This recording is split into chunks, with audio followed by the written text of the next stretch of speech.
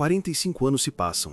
Não são dias, não são meses. São décadas de areia, de sepulturas, de uma geração inteira se extinguindo lentamente no deserto. Os jovens espias que tremeram diante de Sesai, Aimã e Talmai, mortos. Todos. Enterrados anônimos em solo árido, junto com seus mitos. Moisés morreu no topo do Nebo, vendo a terra prometida de longe, mas nunca pisando nela. Punição por sua descrença no Cádiz. Mas Caleb permaneceu vivo. Vivo não é exagero. Aos 85 anos, enquanto seus contemporâneos viraram pó, Caleb ainda tinha força nos braços, ainda tinha visão clara, ainda, e isto é crucial, ainda tinha a mesma promessa queimando em seu coração. Agora, Josué lidera. Jericó caiu, suas muralhas desabaram não por engenharia, mas por trombetas e fé. Ai foi conquistada, o sol parou sobre Gibeon, as tribos recebem suas heranças nas montanhas de Judá. Então, Caleb se levanta. Ele caminha até Josué, agora um homem velho também, mas que carrega o peso de nação e diz algo que deveria ser impossível saindo da boca de alguém com 85 anos. Dá-me Hebrom. Não pede terras fáceis do Vale do Jordão, não pede planícies férteis do Cefelá, onde o trabalho é menor e os inimigos menos terríveis. Pede Hebrom, o lugar onde, aos 40 anos, viu Sesai, Aimã e Talmai caminhando sobre muralhas de pedra. O lugar que fez 10 espias tremerem. O lugar que matou uma geração no deserto. O lugar que ninguém em sã consciência pediria. Josué hesita? A Bíblia não diz, mas registra a bênção. Josué abençoou Caleb, filho de Jefone, e lhe deu Hebrom como herança. E então, Caleb sobe. Não com exército de milhões, não com estratégia militar documentada, apenas um homem, pele queimada pelo deserto, corpo marcado por 45 anos de jornada, retornando ao lugar da impossibilidade. Josué 15:14 não poupa palavras. Dali Caleb expulsou os 3 filhos de Anak, Sesai, Aimã e Talmai. Expulsou. Não conquistou em batalha épica, não com o exército de Israel ao fundo, não por estratégia brilhante. Expulsou. Sozinho, idoso, mas com outro espírito, aquele mesmo espírito mencionado em Números 14:24, que significa algo bem específico em hebraico: completa lealdade a Deus. A inversão é total. Aos 40 anos, viu gigantes. Disse: podemos tomar. Todos o rejeitaram. Aos 85 anos, volta aos mesmos gigantes. Pede a mesma terra e a toma. Sua filha Axa casa com Otinel, que conquista Dibir, a cidade dos livros. Otinel depois se torna o primeiro juiz de Israel, o primeiro da linhagem que governaria a nação. A linhagem da fé substitui a linhagem dos gigantes. Hebrom deixa de ser trono de Nefilim, torna-se herança de fé, capital de Judá, lugar onde os patriarcas foram enterrados, e agora, onde um homem de 85 anos prova que gigantes caem quando alguém recusa ser gafanhoto. A verdade incômoda. Sesai, Aimã e Talmai caíram. Mas a história não termina aí. Esta é a parte que poucos contam, a parte que transforma essa história de um capítulo encerrado numa narrativa que ecoa através de milênios. Quando Josué consolida controle de Canaã, o texto bíblico é claro, quase casual em sua bruteza. Não ficou nenhum anaquita nas terras dos israelitas, a não ser em Gaza, Gate e Asdod. Entendo o que isto significa. Os 3 chefes, Sesai, Aimã, Talmai, foram eliminados. Hebrom não era mais capital anaquita, mas sobreviventes fugiram. Mulheres grávidas, crianças, jovens guerreiros, levaram consigo não apenas genes, mas narrativa. Somos gigantes, somos invencíveis, um dia retornaremos. Para onde? Gaza, Gate, Asdod. Cidades costeiras filisteias, território inimigo de Israel, refúgio onde poderiam viver, preservar sua linhagem e esperar oportunidades. Os séculos passam. Davi é ungido, torna-se rei jovem, Israel floresce sob sua liderança, mas os filisteus aquele inimigo eterno, continuam ameaçando. E então, de Gate surge algo. Um homem, ou seria correto dizer um colosso, 9,5 pés de altura, aproximadamente 2,87 m, uma estrutura que desafia as proporções humanas normais. Nome: Golias. Capacete de bronze, lança como um tear de tecelão, tão pesada que o próprio José pesava 600 shekels. A tradição judaica e estudiosos bíblicos conectam Golias aos remanescentes anaquitas. Ele era de Gate. Sua estatura ecoava a linhagem de Hebron. Sua arrogância, quem entre vós ousaria me enfrentar, replicava o mesmo psicológico de invencibilidade que Sesai, Aimã e Talmai propagavam gerações antes. A linhagem não morreu, apenas mudou de endereço. Veja a linha genética, não apenas biológica, mas espiritual. Pré-dilúvio, nefilins primitivos, gigantes que corrompem a terra, Deus limpa com águas. Pós-dilúvio, ecos da linhagem ressurgem em Canaã sob o nome Anak, patriarca. Idade Golden Anaquita.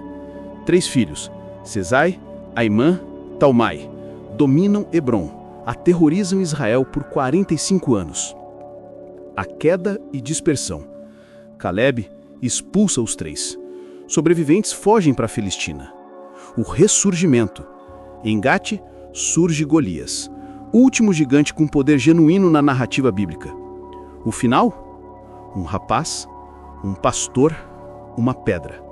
Davi mata Golias e a linhagem Nefilim é finalmente extinta. Mas note o padrão em cada confronto. Espias versus Sesai, Aimã e Talmai, tamanho ganhou, reputação ganhou, medo ganhou. Davi versus Golias, tamanho perdeu, confiança em Deus ganhou, fé ganhou. A diferença? Espias acreditavam no gigante, Davi acreditava em seu Deus. Você acha que sabe tudo sobre gigantes na Bíblia? Pense de novo. Imagine 12 guerreiros israelitas chegando às portas da Terra Prometida. Viram uvas gigantescas que 2 homens mal carregavam. Campos de trigo como ouro líquido. Tudo confirmava a promessa de Deus. Mas então olharam para cima. Nas muralhas de Hebron, 3 figuras colossais se moviam: Sesai, Aimã, Talmai. Não eram homens altos, eram descendentes dos Nefilim, linhagem que Deus destruiu no dilúvio. 45 anos depois, um velho de 85 anos volta exatamente ali e os expulsa. E séculos mais tarde, essa linhagem ressurge quando Davi enfrenta Golias. Hoje, você descobre quem eram, de onde veio o seu poder, por que paralisaram Israel e a conexão final com o Vale de Elá. Era dia 40 da missão. Moisés enviou 12 líderes para explorar Canaã.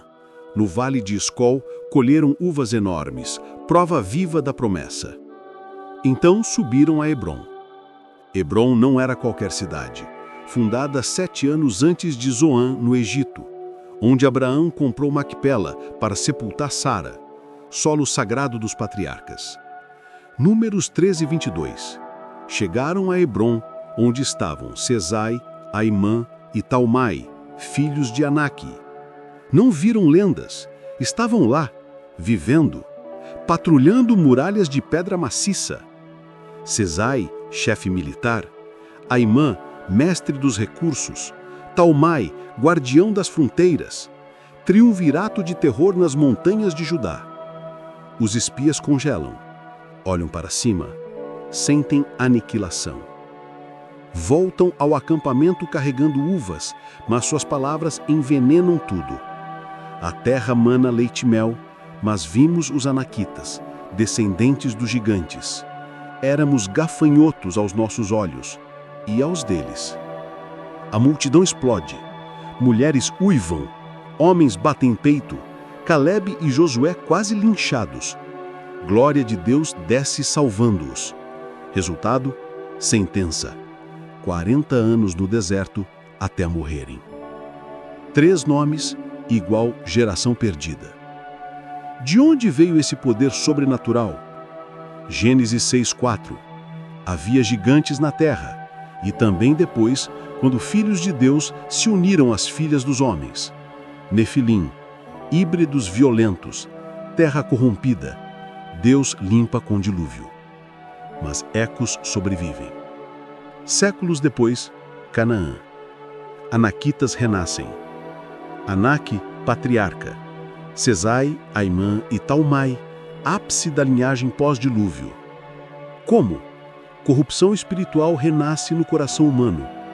Anaquitas controlavam Hebron, Debir e Anabe, montanhas com água, pastagens, rotas comerciais. Muralhas mais reputação igual invencibilidade. Sesai, lã branca, pureza falsa. Aimã, irmão de multidão, poder demográfico. Talmai, suco profundo, raízes na terra prometida. Juntos diziam, Deus de Israel não manda aqui. Funcionou. Espias absorvem narrativa. Abraão vira mito. Anak vira realidade inescapável. Multidão adota identidade de vencidos. Melhor escravos no Egito que mortos aqui. Em 24 horas, 3 gigantes reescrevem destino nacional. Gigantes não precisavam de espadas. Números 13:33, aos nossos olhos como gafanhotos, e assim, aos deles. Primeiro, dano interno. Depois, projeção. No acampamento, uvas são ignoradas. Espias gesticulam. Cidades muradas, habitantes fortes, anaquitas. Mulheres rasgam vestes. Homens batem peito. Voltemos ao Egito. Calebe e Josué, subamos, somos capazes. Pedras voam, glória divina salva. Por quê? Gigantes atacaram identidade israelita. Sesai, beleza enganosa, parecia nobre, mas era ameaça. Aimã, poder coletivo, não sozinho, tinha exércitos.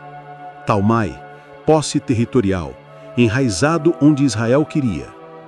Espias dizem, eternos escravos, gigantes mandam. Geração morre murmurando. Moisés morre no Nebo. 3 nomes, igual 40 anos de sepulturas. Calebe e Davi, separados por séculos, ligados por um segredo. Quando os 10 espias retornaram de Hebron, viram Sesai, Aimã e Talmai e disseram uma frase que definiria 40 anos de deserto. Nós somos como gafanhotos. Não foi descrição factual, foi identidade adotada. Eles não apenas viram gigantes, internalizaram o conceito de pequenez. Calebe estava ali, viu os mesmos 3 gigantes, mas disse algo radicalmente diferente.